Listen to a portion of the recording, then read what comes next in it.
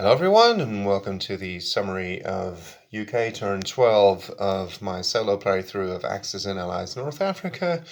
The first thing they did was land a couple of troops here, which subsequently moved on to this area over here during non-combat, and they also placed a mine token there.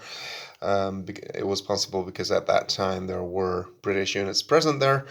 I don't actually think they needed to place it, but they had one RP left, and yeah, rather than to throw it away and waste it, they thought they'd just place a unit over there. They also bought some supplies, which they placed in Gibraltar. They bought a new navy. Well, they could, of course, use some troops in Cairo, as you may remember if you watched the previous rounds. But since it's turn 12, they wouldn't arrive in time anyway, so they just decided to go ahead and purchase a navy so as to protect the, mostly the US convoys there. Of course, I shouldn't have put these British units there in the first place. They were much more sorely needed near Cairo. But anyway, that's what I did. Also, something to notice is that these are Matilda tanks, and it's something I do tend to forget every now and then, but they only move one, not two. So they couldn't actually move to one of these two areas. They had to move to Algiers, moving forward to the front. What else happened? They put a couple of supply tokens there to help out Malta there. The most momentous event of the turn happened over here when two British bombers and a submarine attacked the Tripoli convoy. The German mine token there destroyed the submarine.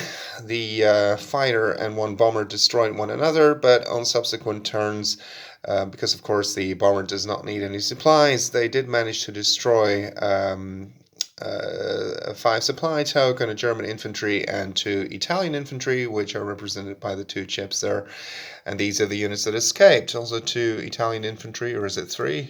It's 3 Italian infantry, a German tank, some Italian supplies, a German artillery, and an Italian artillery. All those units escaped. And also very importantly, obviously, now the British did manage to land some units in Cairo, and that's an infantry, a scout car, and an artillery. I would have made different purchases, of course, if I could have bought them now, but that's why you really have to think ahead in this game.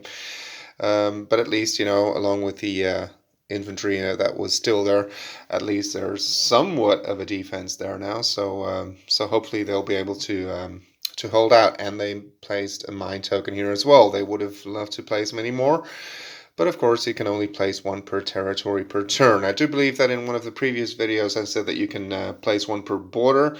It is true that minefields only protect certain borders. So in this territory over here, for instance, it would either be along this border or this border, but you can still only place one minefield token per territory per turn. Well, that sums up the UK turn. See you after the Italian one. Thank you for watching.